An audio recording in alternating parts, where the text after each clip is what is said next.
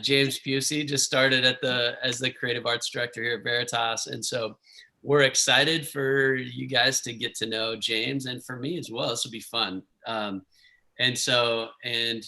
with Jeff, the usual co-host here, and so we started. Not special at all. Not I mean, special James at all. isn't going to be special for long, but I'm already not special at all. Right.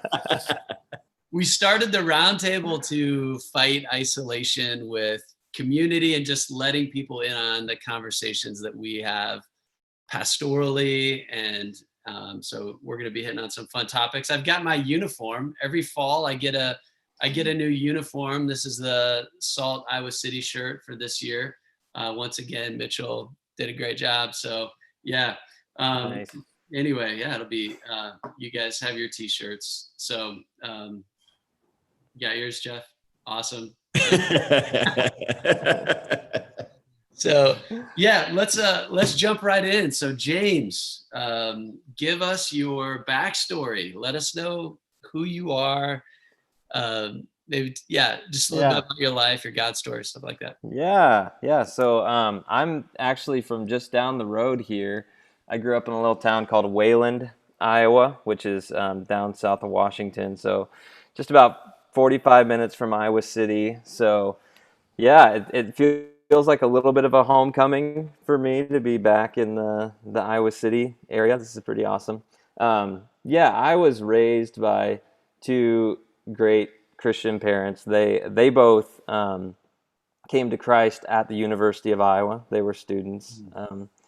And so I feel really grateful to have just two awesome parents who raised me to know and love Jesus. I mean, small town life. I mean, there are 30 people in my graduating class at Waco High School. Go Warriors! And just living the small town, living in that bubble. A big part of my story is just I tend to be a people pleaser. I want everybody to be having a good time, like everybody to like me. And there's a lot of pressure in a small town to everybody knows who you are, and I so wanted to please everyone. I wanted to please my friends. I wanted to please my parents, and so that just leads to this kind of two-faced lifestyle. Like you just take off personalities and put on different personalities, and that was basically what I was living for. I came to Christ as a child, and in middle school, I feel like that was my first experience of like, whoa, like God is real. This isn't just something that my parents do. This isn't just a family thing. Like God is real. Like I want to live my life for Him. So I've been walking with Christ, but not always in a faithful way, and what felt very split up until college, really. So I went to Iowa State University. So grew up a Hawkeye fan my whole life. Chose to go to Iowa State University mostly because it was just farther away from where I grew up. You need some distance, and I love Iowa State University. Still a Hawkeye at heart, but had a great experience there. And that was where I got involved with the Salt Company at Cornerstone Church in Ames, and that experience, my brother had gone before me, so he drugged me along with him. And I remember a message at one of those events that the pastor just said, like, hey, if you claim Christianity, you can't just pick and choose what parts of the Bible you want to believe. You can't just pick and choose what parts of your life are going to be Christian and what parts are not. And I just felt like he was speaking directly to me, because I was just living that same lifestyle. Like, oh, I like these friends on my dorm floor, so I'm going to go see what they're up to. I'll go out to parties with them, but also have like my Salt Company world, and just riding the fence in so many different ways, and felt such conviction in that moment to know, like, I need to choose a path. At the beginning of my college career, I need to choose who I'm going to be. Which of these roads am I going to follow? And I'm just so grateful the Holy Spirit led me to really put my stake in the ground with Jesus, and I have not regretted that one bit. I mean, there's been bumps in the road, but since then, like, grew so much through the Salt Company ministry. So yeah, Mark, you were my Salt Company director for a few years. I had Wow. Paul Sabino my first few Yeah. years, and then you came in like Yeah. kind of halfway through. So So did you come in 2005? Was that 05? 2005 was my Yeah. freshman year. Cool. Yep. Man, I think about all the freshmen that are coming flooding into town right now, you know. I mean, how many, well, all of us impacted through college ministry in Mm, college towns and through, and so you just, yeah, I think about that decisional point of where am I going to go in college? This is such a pivotal mm, time for students. Um, Well, and I was thinking, even as you were saying that, James, how many times, yeah, all of us. I mean, I came to Christ as a freshman, so for sure, people like me and you guys as well. But then I think on now we're on the other side of that, like we're the ones up there talking to those students. And how many times is that experience that you had, James, going on? mm. And we're unaware. Like I don't know who that was. Do you remember who it was that was speaking that night or no? It was Troy. Was Yeah. it Troy? So I Yeah. mean, thinking about he's just up there faithfully proclaiming what's true, not being able to control what goes on as the Holy Mm, Spirit, lands that in all those hearts. And it's just a cool thing. You know what I mean? Like now right. again, here we are in Iowa City, a bunch of freshmen coming in and other students. And you just faithfully go out there and who knows, 10 years down the road, what stories are going to emerge, that, Yeah. man, I was sitting there and this guy started talking about X, Y, or Z from the Bible and wham, it's just a Right. beautiful, yeah, beautiful opportunity we have. Yeah. yeah. So James, tell us about from there, you're going through college and then kind of your post college, what? Yeah. Yeah. So I was a journalism major at Iowa State. I love telling stories. I love meeting people, and really enjoyed that. I didn't so much like being a reporter, like going to city council meetings, that kind of stuff, but just knew that was kind of part of the territory. And so when I graduated, I worked for the Ames Tribune for about a year and a half as a reporter. Um, and all that time, I mean, and in college, I was volunteering at Cornerstone, volunteering at Salt Company, whether it was on worship team, doing worship leading, or learning video and shooting testimony videos and things like that, highlight videos. Um, so even though I was working in Ames, I worked for the Ames Tribune for a year and a half, and then I worked for the Iowa State Foundation doing video for them for a while. My heart was really serving the church. Like whatever I could do to serve, I was all in, giving my time to that. And so, yeah, in 2012, I got offered a job at Cornerstone Church as a full-time video guy. Was my first job at Cornerstone. I loved that. I still love, you know, shooting and editing video. But that job grew into where I became the arts director at Cornerstone, and so I was the creative arts director there for 5 years up until now. So James, it's funny because watching you, from when you came as a freshman until now, I mean, you're just one of the most diverse, and I mean, you're so gifted in so many different areas. I mean, I've heard you, writing an album with James Lagerman, James and James, and Yeah. and I remember one night you were up there and it was like a comedy act. I don't know if you've seen Dimitri Oh yeah. Martin, but you're up there playing your guitar, like telling stories between songs. And I mean, it was just had the room dying, laughing. You've written, I'm sure, productions and involved in other things. Like, what's your what's your favorite of all those just like artistic expressions throughout your years? What have been some of Oh your man. favorite moments? Yeah, I feel very blessed to be involved. Yeah, just such a wide range of different things, whether it's like skits for VBS and just random stuff, or you know, putting together a night of worship. We worked together on like the Anthem albums back at Cornerstone. And yeah. For those who remember James Lagerman, he was a worship leader here at Veritas. We had this thing called James and James when we were in college together. That is seriously still one of my favorite things I've been a part of. We did a reunion show like 2 years ago. So Do you remember any of those songs? Like, could you oh play, yeah, can you I can. play us a verse and a chorus of a song? Oh my gosh. Is that too Yeah. is that too on the spot? You think Well, here's the thing. Here's the thing about James and James. I'm totally unprepared for this. The I just always carry a guitar right next to me. The thing about James and James is, yeah, it was. I don't know what the tone was because we would shift. We would be just off the wall. Like I have one song that was called "I Don't Want to Get a Job," and it was about how I didn't want to get a job, and it was just stupid and funny. But then like we would just turn a corner and get like serious too. Sheesh, I don't know. So this is one of the songs I wrote that James, that I did you have one about a blizzard or Oh yeah. We got a song called snow? Apocalyptic Snow. Yeah.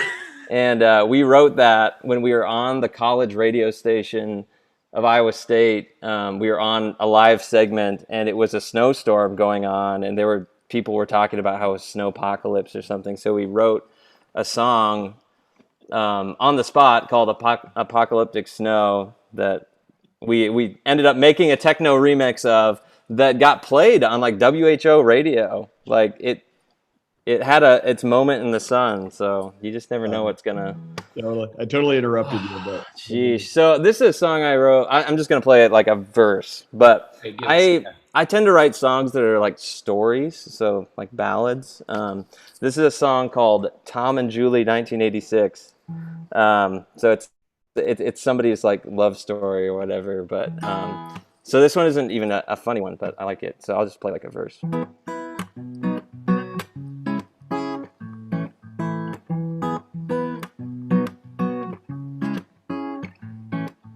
Ziploc bag in the city park, underneath a rock in the darkest part, and I know exactly where to go. I open it up and take a look. Inside the bag, a tattered book, a dollar bill, and a bag of scribbled writing. I recognize the washed out lines. Moisture wells up in my eyes as I recall the way her face lit up that night. Oh, the promise we made that night when we chose to write the note I hold today. I fear to read the words that say, if you find this package, won't you please leave us a note and bury it back where it was before. 'Cause 20 years from now, we'll be back here with our kids, so they can see where Mom and Dad first kissed. Love, Tom and Julie, 1986. So that's a verse. that is Yes. awesome. I've never heard that. Yeah. Awesome. I wrote. It was based on an actual time capsule that I found when I was hiking one time. No way. True story. Yeah. Wow. That's awesome. So can you remember you did a little comedy routine while you were playing between songs? Oh yeah. That was a song called being mispronounced in middle school. Yeah, that was a song called High School. And so in the song, we would always do a break and we would tell a story from our high school days. And one of my favorites from my high school days. So yeah, you'll notice my last name is Pusey. That's how it's pronounced. Always a hard time for substitute teachers. Like, sorry, they would like read down the list of names. They would get to the P section. They'd be saying everybody's full name, and then they would get to me. And they'd just kind of pause. You could see them kind of focus, be like, James, is James here? Like they're not even gonna try. And I applaud them for that. Like, good for you. That was usually the case. But there was one time, so I golfed in high school. I was a very good golfer, but like when you golf in high school, you go on golf meets, and they pair you up, so they'll like read off the pairings of people, the groupings that are going to go out and play. And so we're at a different school, and this coach from the opposing team is reading through the names and doing the pairings, and he gets to mine, and he does the thing where he stops, like everybody does. And I'm here in the church foyer, so this is going to be weird. But so he just gets to it, and he just pauses, gets a little smirk on his face, is like, "Pussy, where's Pussy?" just with so much joy on his face, just lets loose, and I have to then walk in front of all of these guys, pick up the scorecard, like, that's me. Thank you for that. So I made someone's day that day. But yeah, I think what the last name does, like, it's just a guaranteed sense of humor. Like, you're going to have a sense of humor if you have my last name, or else you're just not going to make it in life. And so I consider it a blessing. It worked for you, James. I haven't laughed as we did our staff day away on Monday, and like hanging out with you. I don't know if I've laughed that hard in so long. So you've worked it out. You've worked it out. We did, by the way. He did have one opportunity to change his last name. I'm sure we'll get to that part of his story, but we did give you an opportunity. Yeah, we should probably just reveal that. We should probably get that out in the open. What's that story, Jeff? What happened there? Well, let me just, so Jeff is my father-in-law. So I'm married to his daughter, Audrey. So if there was ever a time I could have taken the Dodge name, but I just think, man, James Dodge, that's too strong of a name. Like, that's like, and we'll get to Lord of the Rings too, but that's like a ring of power that I don't need. You know, the name James Dodge would carry me to places that I have no business being in. So we always joke about, it's never Jeff. No one ever says Jeff. It's always Jeff Dodge. Jeff Dodge. So James, you would just have to get used to James Dodge. It's true. Yeah. That is a powerful name. It is. It's got a ring to it, but yeah. Well, all right. So, hey, on a serious note, I'm just wondering, who are some people that have shaped you, and how have they shaped you? Yeah. Wow. That is a great question. I mean, certainly my parents are so influential. I respect my dad a ton. He's such a godly man, very humble and like soft-spokenly wise. And yeah, I respect so much of him. My mom was always, such a great cheerleader, such a great mom, like just like pushed me to do things that I didn't want to do, and I'm glad that she did that. It really shaped me. I mean, Audrey has shaped me more than anyone. I mean, yeah, my wife, Audrey, she is, I mean, it's become kind of a joke that's not really a joke now, like when we talk about us coming here, like, yeah, James, but Audrey, like we get Audrey, everyone's way more excited about her than me, which it's okay. I could take it. What for those people that don't know Audrey in Veritas but are going to get to know her, like what is Audrey like? Audrey is so not a big deal. That's what's funny. Like everybody will like talk her up, like she's amazing, but she is. Oh, I just pulled my headphones out. That's how excited I am when I talk about Audrey. She is just such a normal person, but kind and humble. And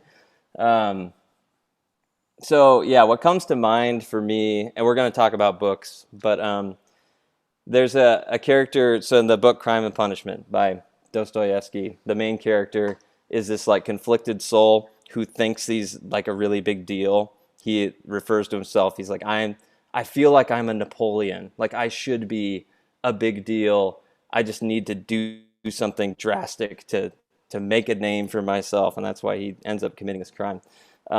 I feel that in me, like, oh, I should be, like, I want to make a name for myself. I want to do something great. And Audrey does not have a single bit of that. Like, she is so grounded and so content in life in general. And I love that. And it has been so good for me to just be so happy living a quiet life and living in a way that is content. I admire that about her so much. And she does not understand the impact that she has on other people that she does, but she's just an amazing person. So it's interesting. They asked Eugene Peterson to describe a saint, and he said, humble,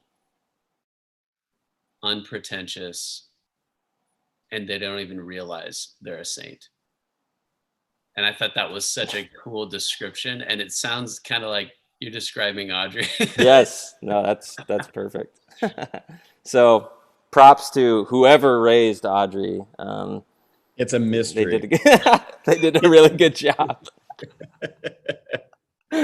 Oh man. Well, the apple doesn't fall far from the apple tree with Jeff and Teresa on that one. So good work, Jeff. No, she eclipses her parenting for sure. Yeah, she's wonderful, no doubt. It's awesome. Well, that's cool, James. What about anyone else you'd want to? Yeah, I mean, there's so many that have impacted me. I mean, yeah, at my time, during my most formative time at Iowa State, I mean, yeah, Jeff was one of the pastors at Cornerstone, a voice in my life. Yeah, I think about Todd Wallace. Like, he was the worship pastor when I was in college, and so I got to sit under his leadership and be a part of like worship leader development with Todd Wallace. I still respect him so much. Did you know he was the first one that pulled me in and taught me how to be a worship leader? And I just learned how to like do some chords on guitar. And Todd's like, "You're going to be leading freshman group." I was like, "I don't know how to play guitar." He's like, "No, that's fine. I'll be up there with you. You just kind of strum along with me." Yes. Todd's a legend. Mark, is you could teach him how to be a Christian, and he could teach you how to be a worship leader. Todd was a baby Christian. Yeah. Oh my God. No, he was a Christian at that point, but a new believer. I mean, in those years when you were stepping into his life, he was actually a new believer, but was just magnificently gifted by God with musical skills and all that he brought immediately, into his faith. But you were way stronger in your faith. You know what I mean? Than Todd at that point. It's so cool. There's a whole lineage of worship leaders in the Todd Wallace family tree, just so many. Yeah. So that's a cool. Yep. Yeah. So into that one. Yep. So Troy Nesbitt. I mean, Paul Sabino, he and Jenny who set Audrey and I up on our first date. So that's pretty cool.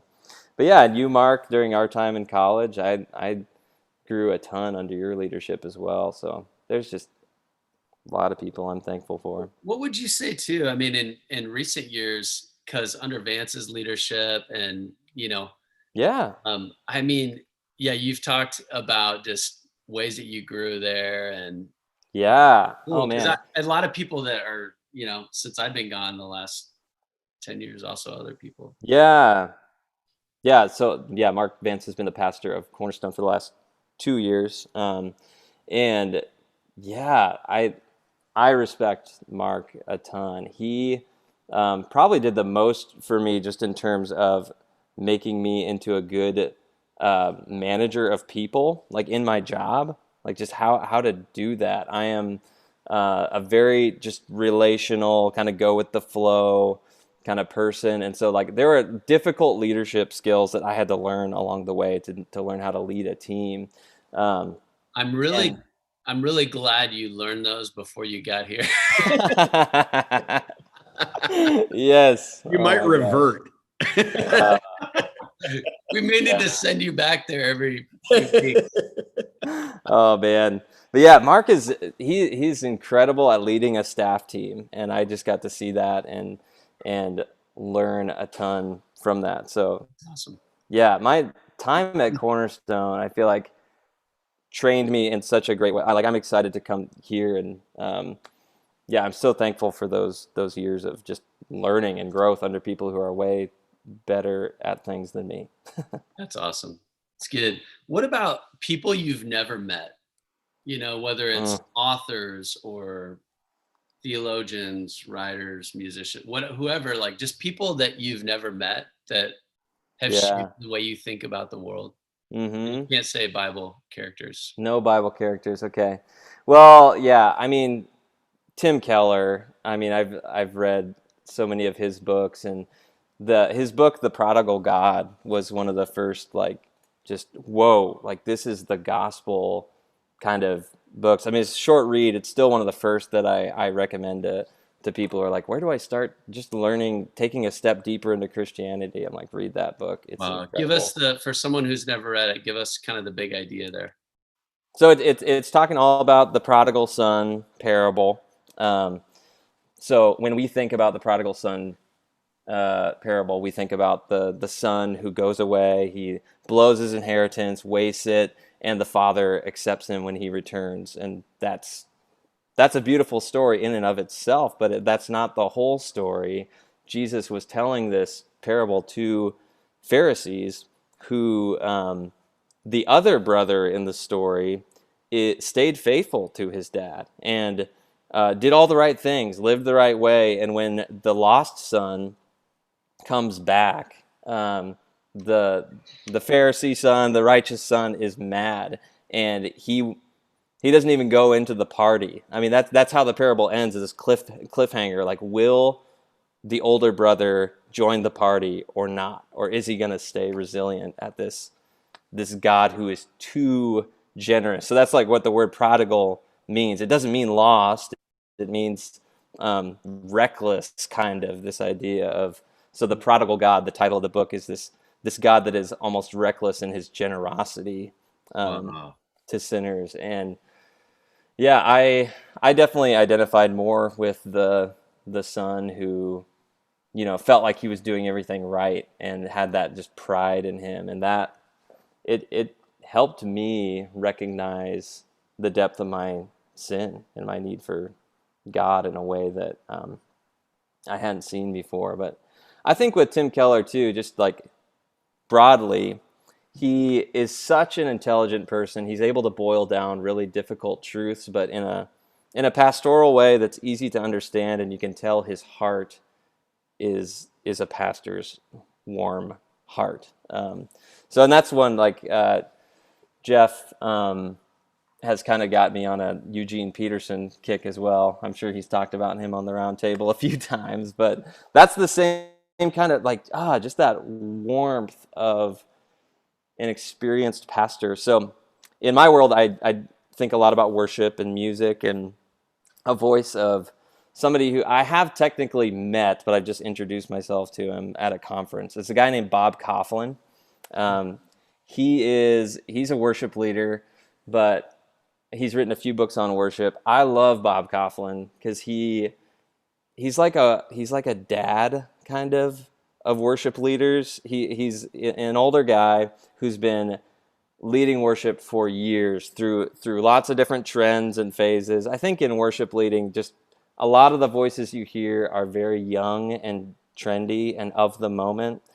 And I love having somebody who's kind of an anchor, who's been through a lot, and a voice of wisdom, like fatherly wisdom, for those of us who are trying to be faithful, leading the church in worship. So Yeah. Jeff, what do you think about Tim Keller's voice among the next generation? I mean,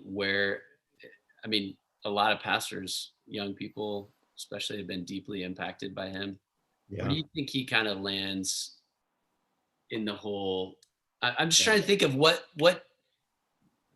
in 20 years from now, what Yeah. person is he like in the history? Yeah. Now, people have, Well, I think the reason that maybe he got so much traction is because he's one of those unique um, pastor theologians. In other words, he's just brilliant. Like if he had stayed in the seminary world that he was in and just taught seminary classes, he still would have produced some incredible material for all of us to feed on and stand on. But because he chose to embed himself in a church plant in a very secular place in Manhattan, and so he was constantly having to take his theology and place it out there in the public square to where secularists and skeptics were constantly pushing.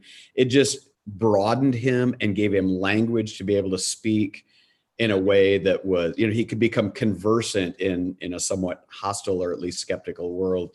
And I think that's kind of the magic, in Tim Keller's works, is that he didn't keep it hidden in an ivory tower or whatever, he put it out in the most hostile place. And so there's an authenticity to that, a lot of his illustration throughout all of his books are actually encounters that he has had as he's taken these truths and had them bump up against a secular world, I think that's one of the things that keeps people grounded in, like in the way that you talked about Audrey, she's just grounded in reality. Is Eugene Peterson talks about that when he's writing The Message, because I don't know how he said it, Jeff, but that clip that you sent me where he's this Greek and Hebrew scholar, but he said really it was that combined with his 20 years of just pastoring blue collar, middle class people that really gave birth to that translation of the Bible, The Message.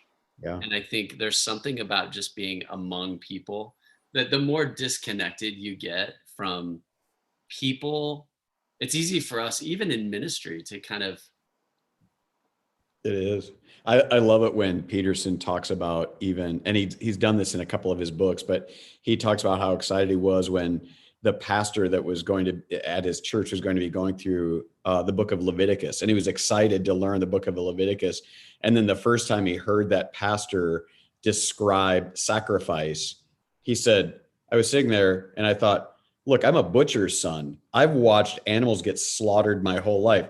That guy doesn't know anything about sacrifice. He doesn't know anything about, there was this sense in which it kind of set Eugene Peterson on a path to know and deeply understand the Bible, not just in his head, but experientially, that then again translated into his pastoral work, his writing work. 35 books later, he just wanted to bring to the common man, the experience of the Bible. So Yep. It's good. So James, back to you. What are you going to be doing? Yeah, James is on this. Hey, guys. Hey, I love it. Taking it all in. Yeah. We're trying to get back to that crime and punishment lesson you're learning about not needing to matter. This whole round table, we never It's all good another question. So James, what are you going to be doing at Veritas? Can you help me know what you'll be doing? Yeah, so I will be the director of arts here at Veritas, which means everything from music, service planning, video, graphics, website, communications, that whole thing, kind of the voice and look and feel of the church. So a lot of that is leading the staff team of great people that are already here. Like, I'm super excited to work with Dalton, and we're bringing on another worship resident named Caleb. I'm excited to get to know him better. I mean, Mitch is an amazing graphic designer. It's just awesome to be able to work with this team of people that are here at Veritas. And so, I love being able to create beautiful things that facilitate in the gathering of God's people, that make the gospel beautiful, like make it shine in the way that it should. I'm really passionate about that. And so, excited to be part of the Veritas story now. I'm excited to get to know the church better. So when you think about, your job as facilitating worship, that I love that word in Spanish, facil, Mm. means easy. And so Yeah. the word means to facilitate means to make something easier to do. Hmm. And, obviously people have learned, well, we can worship in our living rooms with our families by ourselves, but man, it's a whole lot easier when it's facilitated by other worshipers and gifted people. What is it that you want to facilitate when you think about people's experience? What do you Hmm. want people to experience? Yeah. I hope what people experience at Veritas is a long game of spiritual formation. Like I really don't want to be about primarily about the big splash kind of thing. There are times for that. We're going to be celebrating 10 years this fall at Veritas, and it's right to celebrate that in a big way, but more so just the week in, week out Sunday gathering of the church. I'm really passionate about this idea that the songs that we sing are shaping us. What we do, we're not going to remember. There are very few single Sunday services that we're going to remember. Like, oh, remember that service. There will be a few, but it's this cumulative effect of gathering with God's people, hearing His word, singing songs that tell the story of the gospel, that preach to ourselves and each other what we need to hear, that that are shaping us week by week. Mhm. Um, and yeah, it is that. It's nothing extraordinary. It's very ordinary. Um, but I want to do that in a way that yeah is made easy for people. That I want to give people the songs that they need. I want to think through those things. I want to build relationships here on the team. I want to create things that are excellent for the glory of God. But there's so much that goes into that. So yeah, that's a roundabout way to answer it. But So Jeff, when he was talking about the cumulative effect of worshiping, I thought about, is it James K. Smith's "You Are What You Love"? I don't know if oh yeah, you I guys have like that book. read that. Just the Hmm. idea of how liturgy shapes us and Habits. Yeah. habits, and yeah, I I think thought Yeah. I was thinking the same thing about just the Bible teaching, just that same thing, that it's Hmm. not anytime you work as you're preparing a sermon, imagining that this will be the like cataclysmic end all, this is going to be the showstopper, you always run aground that I barely remember what I said, a couple of weeks ago, well alone all the audience out there. But it's more the habit, right, of learning how to worship, learning how to receive God's word, learning how to walk in cadence in those worlds. And, so I love that because otherwise that pressure to always one up, like James in your world, one up what you did musically the Hmm. week before that, and then stylistically teaching, whatever. If that was the pressure that we felt, it would be maddening and so man-centered. Hmm. Really, it would end up being, I think, almost Jeremiah like, just a repulsive thing to God rather than a Hmm. beautiful expression of worship toward God. That if we really felt like that was achieving some human standard and breaking through all those Yeah. boundaries. I was Didn't kind of end up there. laughing because Jeff and I, we did some tree removal. We Oh had a yeah. little storm here. Can you Yeah. see that? And that's about 150-year-old oak tree that fell in the back of Boatman's, and we were tearing this. We were cutting it up, and I was laughing with Jeff because all these roots. I was looking at all those roots, and I was like, man, look at those. And then we found like some super tiny roots in there. And I was Hmm. like, Jeff, and he's like, oh yeah, this little root right here, that's like one little sermon I gave on, we're talking about being rooted in God's word, and we were just laughing about how those roots all represent like promises of God that a person's anchored in, branches, and so anyway, he was laughing about one little tiny one that was a sermon of his. Yeah. It barely looked like a hair. Yeah. Yes. That was your first John 5 sermon. That's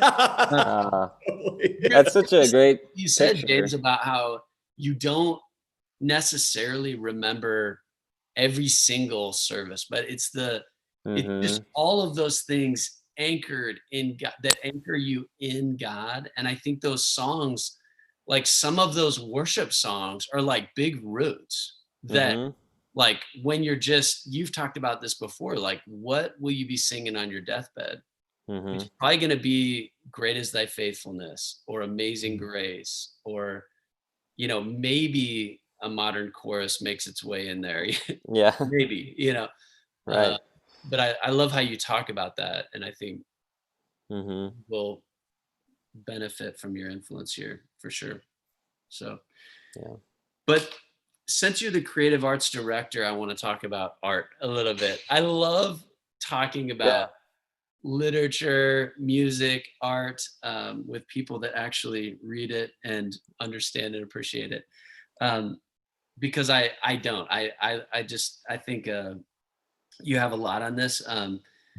Well, at Veritas, we use the Lord of the Rings as kind of a metaphor a lot. So we often call it like when someone comes on staff, I'm like, do you speak Lord of the Rings? Do you understand the metaphor?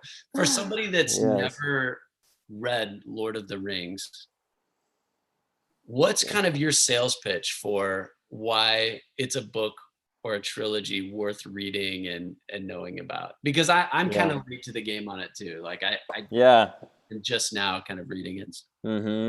Yeah, the Lord of the Rings. I mean, I think if you're just getting started, you'll probably pick it up and probably think like, oh man, this is kind of boring. Like this is slow. Like it does like take a while to get into it, but what you realize is the depth of this world that Tolkien created is astounding. He created this whole map of different places and different people groups. He created languages for it, and that's all very impressive. But the cosmic storyline to it, the clear good and evil, and the different types of characters, like it really does.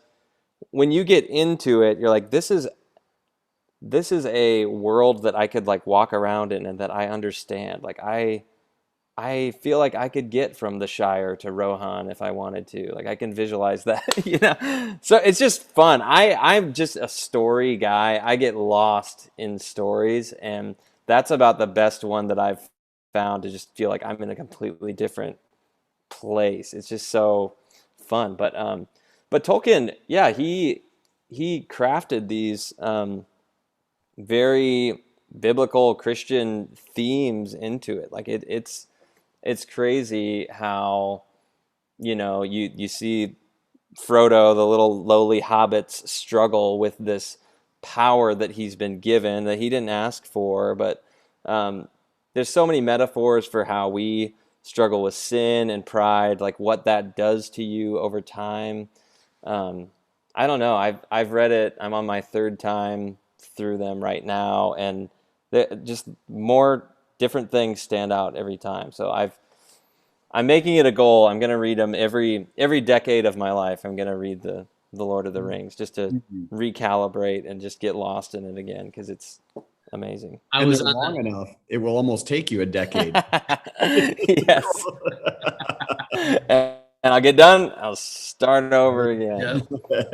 I was reading on the TED Talks or their website or whatever, they were given reading recommendations for quarantine, and they put Lord of the Rings on there. And I thought this description of Lord of the Rings was apt. And it actually became the best description I can think of what I would want Veritas culture to be like. And so I read it to our staff, and it says this commentator, Alexandra Panzer from the TED Ed team, she wrote this about it. Something about the Fellowship of the Ring that gave me a real sense of hope and satisfaction was the idea that in the face of even the most insurmountable obstacles, all you have to focus on is the next step, and filling each little step with warmth, togetherness, and good meals is as integral to the mission as the goal itself. In this case, destroying the One Ring in the fires of Mordor. Come for the gripping, high stakes fantasy adventure. Stay for the best camping trip in literary history. Yeah, that's good. Isn't Wow. that a great statement where, like, even in the most insurmountable obstacles, all you have to focus on is the next step, and filling each little step with warmth, togetherness, and good meals is as integral to the mission as the goal itself. Like those, and Jeff preached a message this during quarantine that's like probably one of those messages that's not just a little hair of a root, but like is growing into a pretty big root for me, which he preached on friendship from John, I think it was John 21, where Jesus makes the fish for the disciples. And like post resurrection, he's just like, hey, let's just sit around and eat together. And he's like cooking them a meal. And it just resonates with me. Like there were so many pressing things that needed to happen there. So many people that needed the gospel. And he's just like, hey, let's just share a meal together. And there's something beautiful about like, that's our friendship is as important to the mission as the goal of even what we're doing. You know, we can get so caught up in the mission and the goal and the whatever that we forget like those moments of just, we're just friends. We're just people that love each other on a journey together. Yeah. That's the thing for me that I think where Lord of the Rings resonates the most. And it's contagious, right? I mean, that's why, because if the team of leaders who are kind of setting the course, you know, charting the course for God's church really embrace that, it just spills out. Then everybody wants to be around that campfire. Everybody or create campfires of their own because they see the warmth and beauty of it, you know. Whereas if those leaders don't care that much about the campfires and the meals along the way and are only driven to get to the next thing, that too is the kind of exhausting, dutiful pace that is picked up by follow, you know. You see that, I guess, James, who are some of the characters in Lord of the Rings? We can just geek out on Lord of the Rings for a minute here. I always joked with people that like Lord of the Rings also play games with where the dice have more than 6 sides. You know? Yeah. Oh man, what those games are, Dungeons and Dragons or whatever. So it's like a whole world I never understood, but just since I'm just new, I've only played D&D twice, so so I think I'm still a Christian. I think if you do it more than 3 times, you join some kind of cult or something. Yeah, you have to get. I'm still safe. 2 strikes. But you did say you were wanting to play with Zach Rao as the dungeon master. Yeah. So I probably will get my 3rd strike here pretty soon. Okay. Zach's gonna see to that. Who are some characters? I love Sam. So Frodo's the main guy. Like he's the one who has to carry the ring and like really lives sacrificially. But Sam is his friend who goes with him and just supports him. At the end, I mean, spoiler alert, you've had enough time to read this. Like Frodo can't do it anymore. Like he can't carry this ring anymore. So Sam takes him. The rest of he just carries and picks him up. Like, I'm gonna carry you. Like I can't carry the ring for you, but I can carry you. And just like his humility, and he's he's a gardener, you know, he's just a very simple person that just somehow got swept up into this thing, but you know, lives so faithfully and is probably the biggest hero in the entire book. I love, yeah, I love just all the unassuming. I mean, that's the whole thing. These hobbits, you know, like who would have chosen them to be the? You're surrounded by these knights and kings and warriors, but the hobbits are the ones who have to do the hard thing, and the only ones who can because they've got the humility to do it. I don't Isn't know. it? I still remember. You can't. It's hard to redo that initial time through such an epic story, but and it's yeah, it's also hard to know how to not give constant spoilers for everybody that Yeah. hasn't dove in.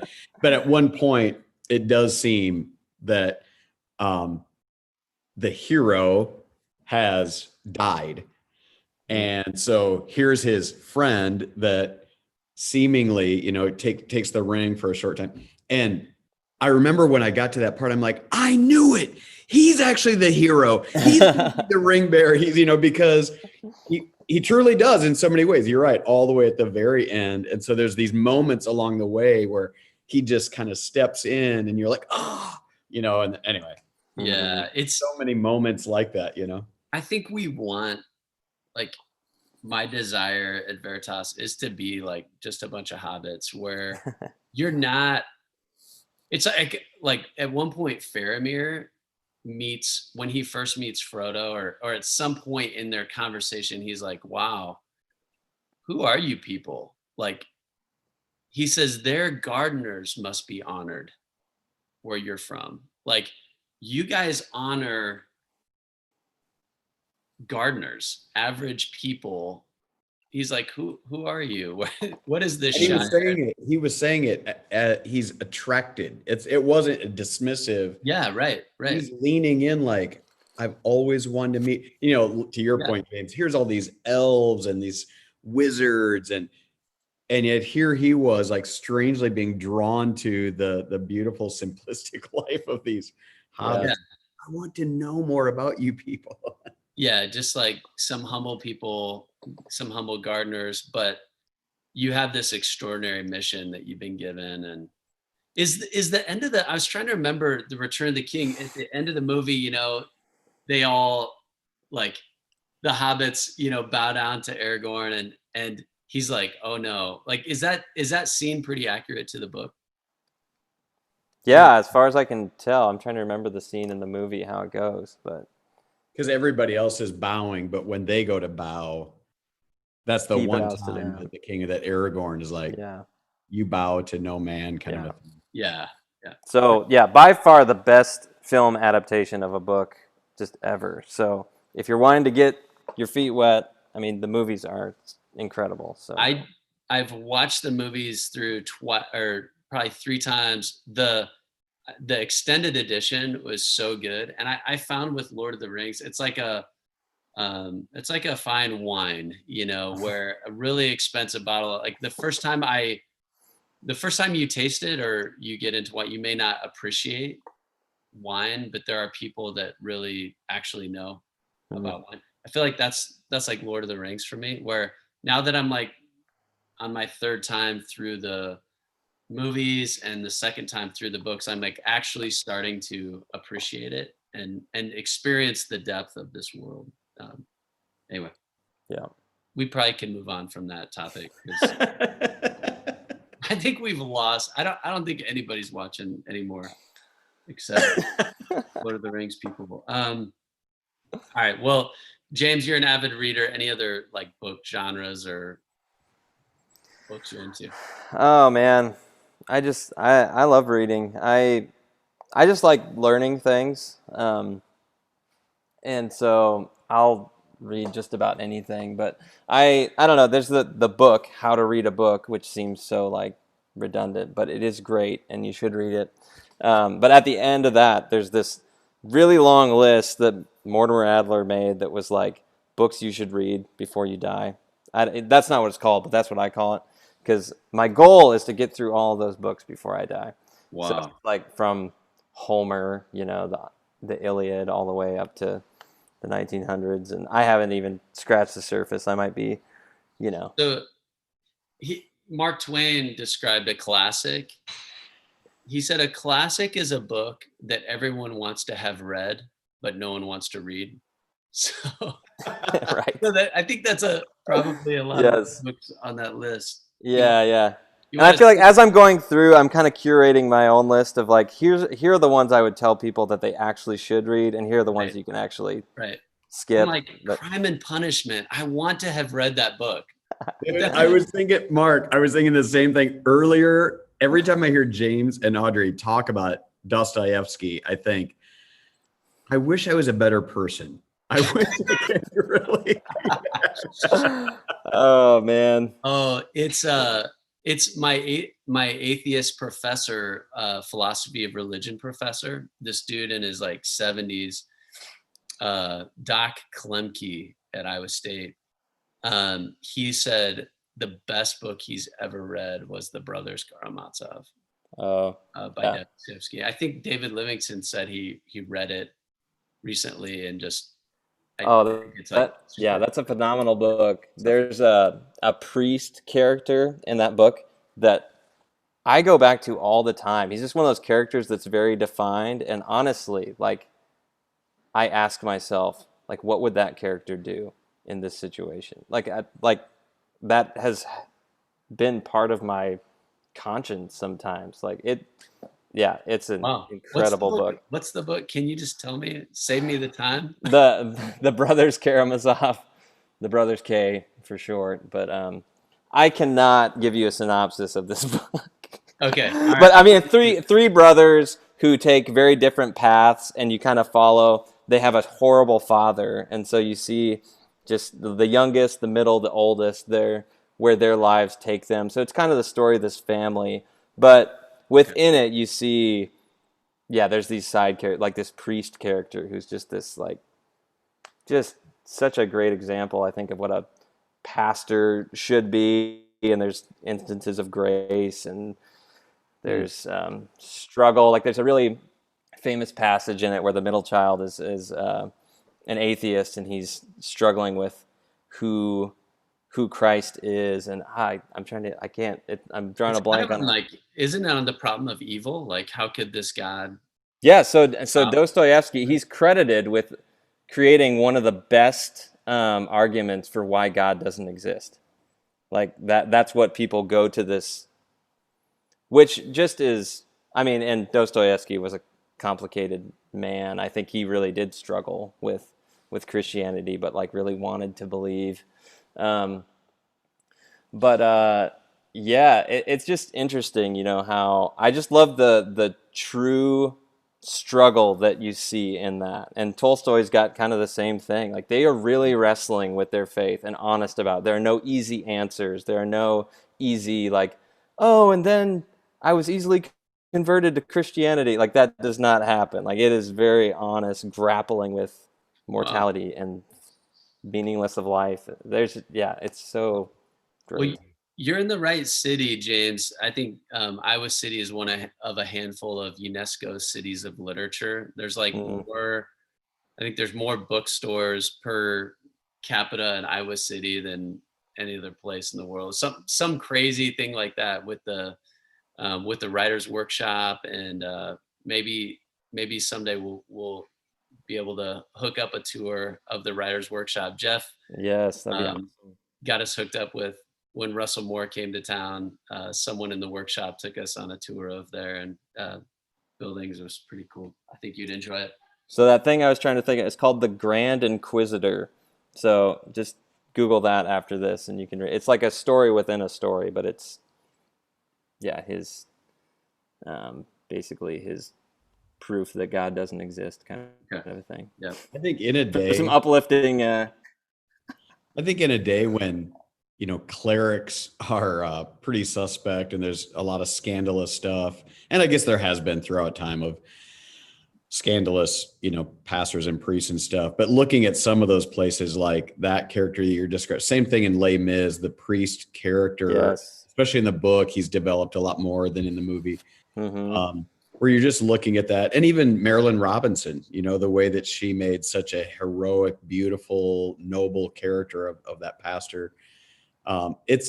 You feel good about that because, yeah, often they tend to be kind of the epitome of evil because they're behind this cloak of righteousness and Christianity often, you know, but they're really the worst characters. So some of these Right. authors that bring out their truly virtuous Christ followers, like really mimicking the life of Christ in that characters, they're fun to read.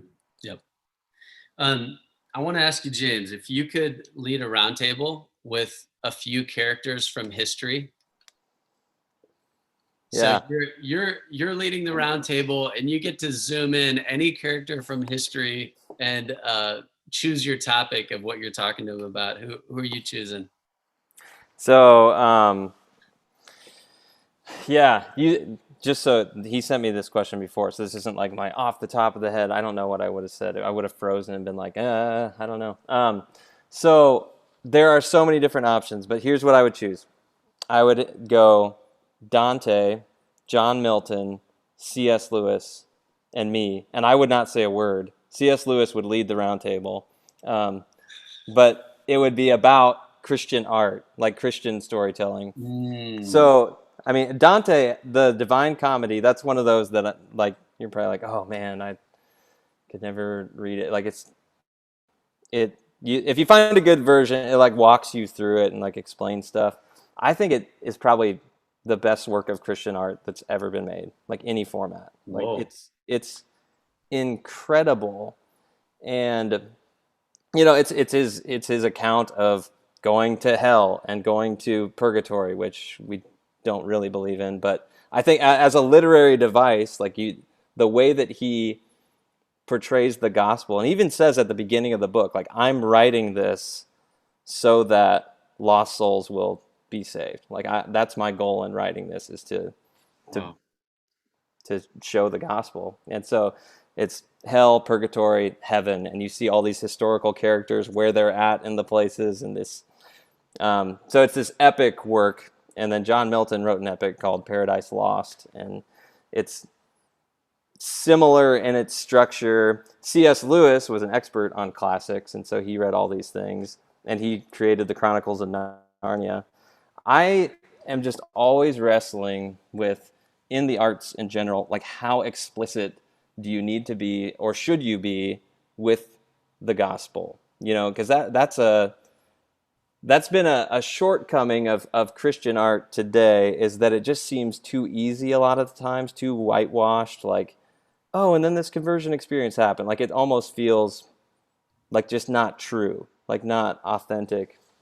And I don't know, I'm still grappling with that of how should we as Christians be going about creating art and participating in the marketplace of ideas? Like, should we just be creating stuff in church, for church, or out there creating art that's from a Christian worldview but doesn't need to be explicit? I want to hear those guys talk about it. That's all I'm saying. I think you should add one more guy to your table and still be quiet, but I think you should Bunyan.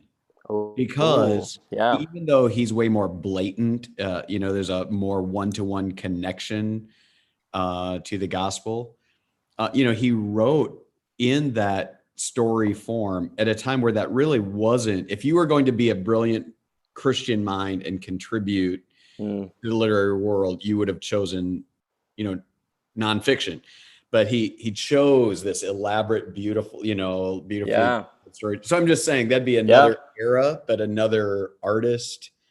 Anything that stood the test of time for as long as, you know, those three guys. Anyway. I thought you were going to say Francis Schaeffer, but I'll take all of them. I thought about it. Bring them all in. But Schaeffer would have to be, again, more the moderator. So you got Lewis. Yeah. You could, you know, switch those two guys out as moderators, but the other three are the only line I remember. We had to read part of Dante's Inferno in some British literature class, and the one thing I remember is at one part of hell that they're entering, there's a sign above that says, abandon all hope, ye who enter here. Yeah. Like that's one of the most terrifying thoughts about hell is Oof. there's nothing to look forward to. Like even in this world, no matter how hopeless your life is, there's still like, because hope is what keeps everyone going. There's always something. Mm. Like, maybe it's the football season. Maybe it's like a game coming up. Maybe it's a meal or something you're going to eat for lunch, or like there's something in the future that gives you some reason of like, I want to keep going. I want to, Mm. and the thought of hell is like a place with no hope, because nobody on earth has ever experienced a world completely Oof. without hope. And I'll say that I think Dante would hate that somehow the Inferno is the one that everybody reads. Like Dante's Inferno, like it's Yeah. 1/3 of the book that he wrote. Like the rest is like salvation, and like he's got a whole book on heaven that nobody reads because they want to read the Inferno. No way. Yeah, Like I so didn't know that. yeah, so 1/3 of it is Inferno, 1/3 of it is purgatory, and 1/3 of it is paradise. So, and which is even so he wrote on each of these, in Catholicism, they believed in these 3 places you could land, and purgatory is where you land on your way to paradise. But his description of heaven is just as vivid, if not more, than hell. That reminds me of people that critique how everyone reads The Sinners in the Hands of an Angry God by Edwards. Oh, yeah. They say that would be like, it'd be like the only thing you ever read from Jesus was Matthew 23. I think that's a chapter on the woe to you Pharisees, woe to you scribes, woe to you, like Mm. you don't actually get the whole picture. All right, Yeah. so talking about hope, James, let's end with this thought. What keeps you hopeful during times like these? Mm. I mean, the first thing that came to mind for me was my daughter. We didn't talk about her at all, but she's amazing. She's a 2-year-old named Colette. We call her Coco for short. But she is just so joyful. Oh, and such a gift. And so, I mean, it's her, but like the reflection off of her onto Christ. The goodness of God to give me a gift like that. I mean, there is so much just terrible things going on right now that you see these just glimmers of hope in. So I see it first in my family, my wife and daughter, but yeah, it's a beautiful world. I mean, even in its crazy power that we saw in the derecho, God is so good and powerful. I mean, Jesus is. I've been thinking about how we're created in the image of God, and I was at this lake last week and had a moment where I'm in the water in the morning and I'm looking at the sky and the water and like feeling the water, seeing birds, and I just had this like moment of just like, this is good. And it just struck me like, oh, that's what God says when he looks at creation. Like that's the feeling.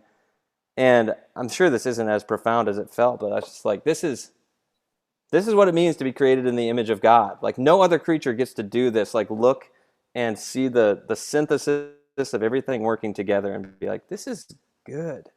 Like Wow. this is amazing. No other creature has that. And even in horrible times, like there's such beauty in the world, and that's why I like art so much too. It's just God created us in his image to create. Our creations are not going to stand the test of time the way that God's creation does, but I'd love to participate in that, enjoy that. I feel like there's so much hope in that. Good. What's just last question about heaven? Like what? I feel like we need hope. We need to think about heaven a lot. Help me think Hmm. about heaven. When you get excited about heaven, what comes to mind? I think of the idea of fullness, like just that thing that I was feeling in the lake of like this is good, but I'm also looking around at like there's houses on the lake, and some look really beautiful, others are like really run down, and like these are man's creations in the midst of God's creation. None of these houses are going to last, more than 100 years. They're going to come and go, but like what God has created will, and even the nature itself, the lake I was in was created by bulldozers. It was a man-made lake.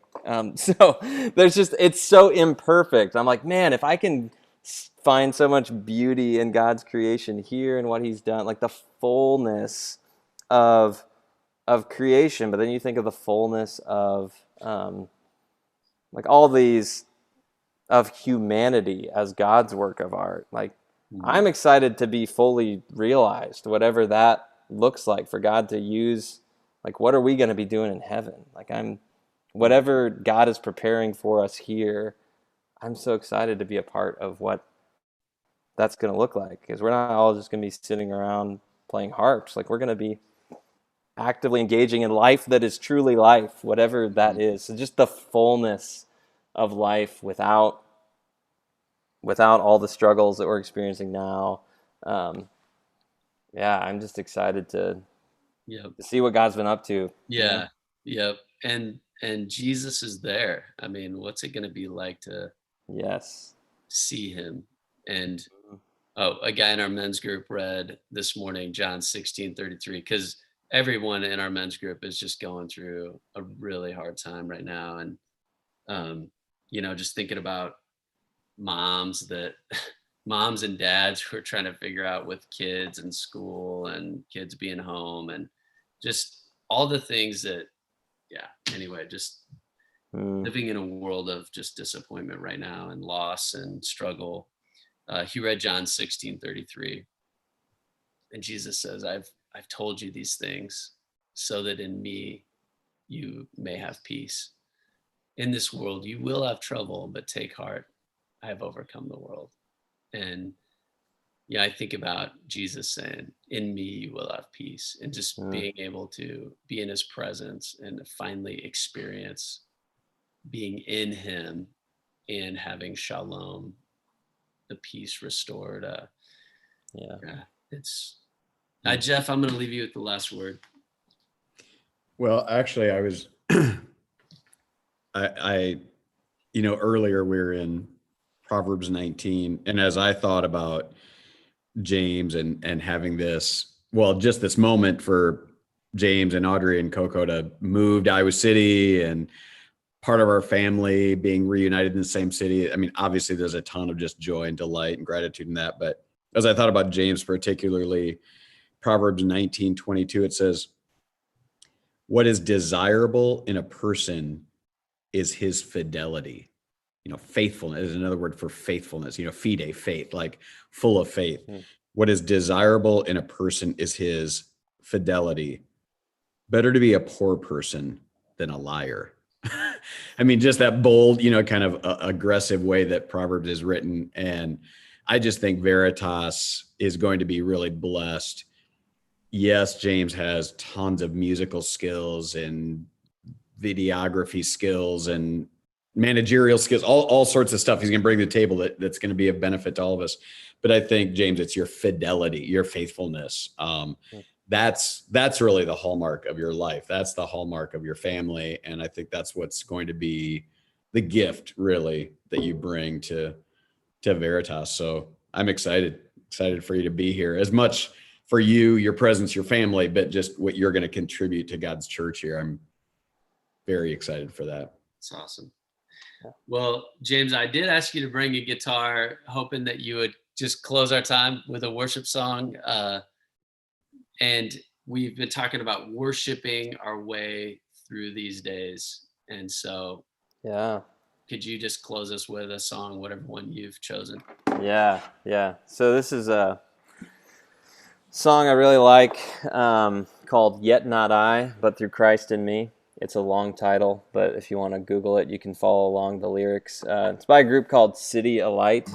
I just love it's got a great melody, but the truth has been really helpful for me during the last 6 months of just uncertainty.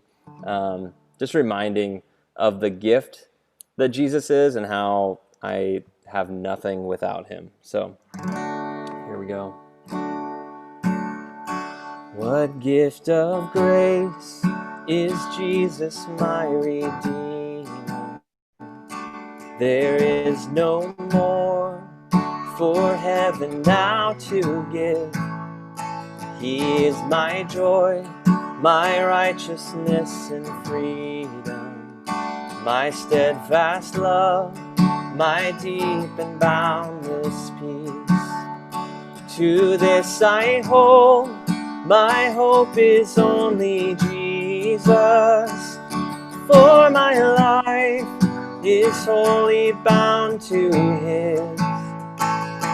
Oh, how strange and divine, I can sing, all is mine, yet not I, but through Christ in me.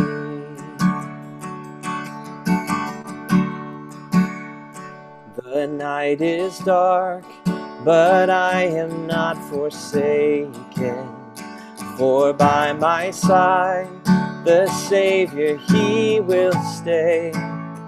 I labor on in weakness and rejoicing, for in my need his power is displayed. To this I hold, my shepherd will defend me. Through the deepest valley he will lead. Oh, the night has been won, and I shall overcome, yet not I, but through Christ in me. No fate I dread, I know I am forgiven. The future sure, the price it has been paid. Oh, Jesus bled and suffered for my pardon, and he was raised to overthrow the grave. To this I hold, my sin has been defeated. Jesus now and ever is my plea. Oh, the chains are released, I can sing, I am free, yet not I, but through Christ in me. With every breath, I long to follow Jesus, for he has said that he will bring me home. And day by day, I know he will renew me until I stand with joy before the throne. To this I hold, my hope is only Jesus. All the glory evermore to him. When the race is complete, still my lips shall repeat, yet not I, but through Christ in me. When the race is complete, still my lips shall repeat, yet not I, but through Christ in me. All right. Thank you, James. Thanks, everyone, for joining us. We hope you have a great week. We will see you next time. See ya.